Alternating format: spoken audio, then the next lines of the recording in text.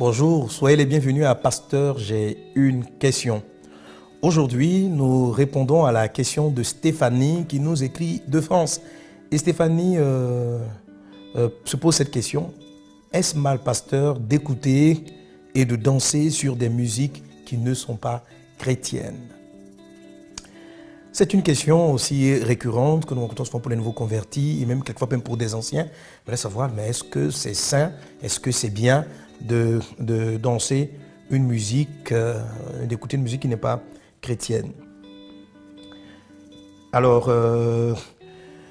pour répondre à cette question, j'aimerais t'inviter, Stéphanie, et tous ceux qui se posent la même question, à lire les textes suivants. 1 Corinthiens chapitre 10, verset 23, dit ceci: tout est permis, mais tout n'est pas utile. Tout est permis, mais tout n'édifie pas. Tout est permis, mais tout n'est pas utile. Tout est permis, mais tout n'édifie pas. Il ne s'agit pas de répondre à la question de savoir, Stéphanie, si c'est bien ou mal. La question de savoir, c'est qu'est-ce que cela t'apporte concrètement? Qu'est-ce que cela t'apporte? Est-ce que cette chose-là, est-ce que ça te rapproche du Seigneur ou ça t'éloigne du Seigneur? Est-ce que ça t'amène à connaître Christ, à t'approcher davantage du Seigneur?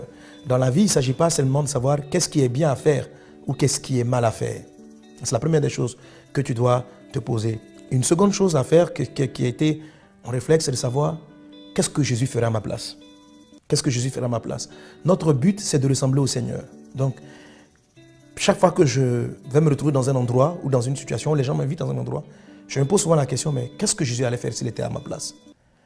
Et je me suis rendu compte dans mon esprit que si un jour je voyais Jésus écouter et danser une musique peut-être du monde, ça m'aurait choqué. Je me dis que peut-être que c'est pas péché en tant que tel, mais est-ce qu'il peut le faire? Est-ce que Christ l'aurait fait?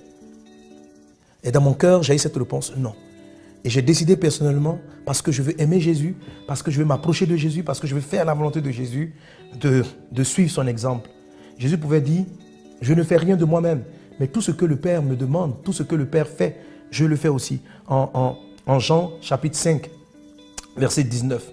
En Jean 8, 29, Jésus dit aussi, celui qui m'a envoyé avec moi, il ne m'a pas laissé seul, parce que je fais toujours ce qui lui est agréable.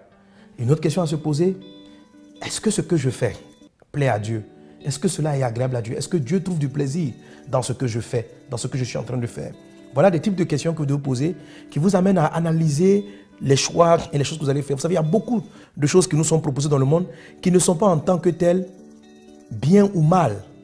Mais la question de savoir, est-ce que c'est la volonté de Dieu? Est-ce que ça fait plaisir au Seigneur? Ce sont des questions que nous devons souvent nous poser. Est-ce que cela nous est utile en ce qui concerne l'avancement de notre foi?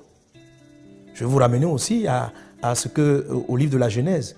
Le fruit que Dieu avait interdit à Adam et Ève était le fruit de la connaissance du bien et du mal. C'est-à-dire que dans le fruit interdit, il y avait la question de savoir, on fait le mal ou on fait le bien? Qu'est-ce qui est bien, qu'est-ce qui est mal? Je crois que la vie ne doit pas se résumer à une réponse de est-ce que ça c'est bien ou est-ce que c'est mal? Est-ce que c'est bien de parler ainsi ou est-ce que c'est mal de parler ainsi? Est-ce que c'est bien de m'adresser ainsi à une personne ou est-ce que c'est mal?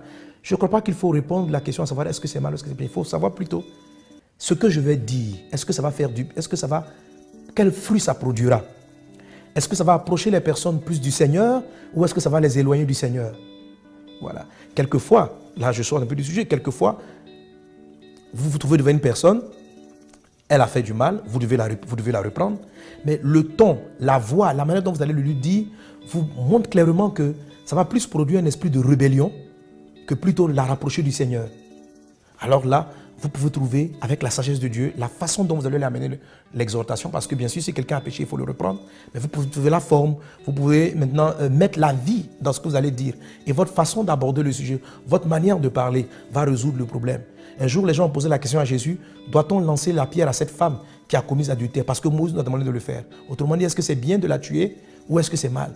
Si tu dis qu'on ne doit pas le faire, c'est que tu nous amènes à désobéir à la loi de Moïse. Si tu dis qu'on doit le faire, c'est que nous sommes en train on va tuer quelqu'un. Jésus a répondu par rapport à la question que j'appelle la vie. Ce n'est pas une affaire de bien et de mal.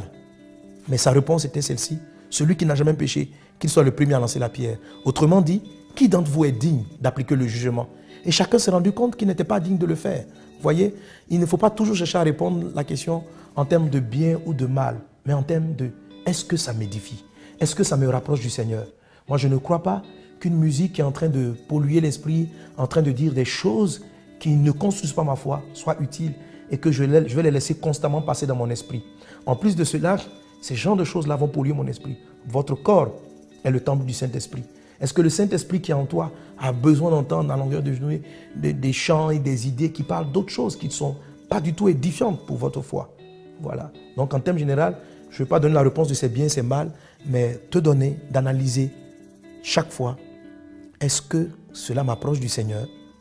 Est-ce que Jésus-Christ aurait fait cela à ma place? Est-ce que ce que je fais va apporter la vie? Est-ce que c'est agréable à Dieu?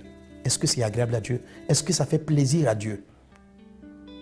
Quelque chose peut ne pas faire mal à Dieu, mais est-ce que pour autant, ça fait plaisir à Dieu?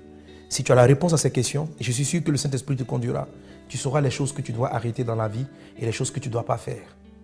Que Dieu te bénisse et que le Seigneur aussi vous bénisse, à vous tous qui avez ce type de questions, qui aimeraient savoir comment choisir dans la vie. Musique, quel type de musique écouter? Posez-vous toujours ces questions et Dieu vous conduira. Que le Seigneur vous bénisse et à très bientôt. Si vous aussi vous avez une question biblique sans réponse, envoyez-la nous par email à pasteurj'ainequestion@enseigne-moi.com.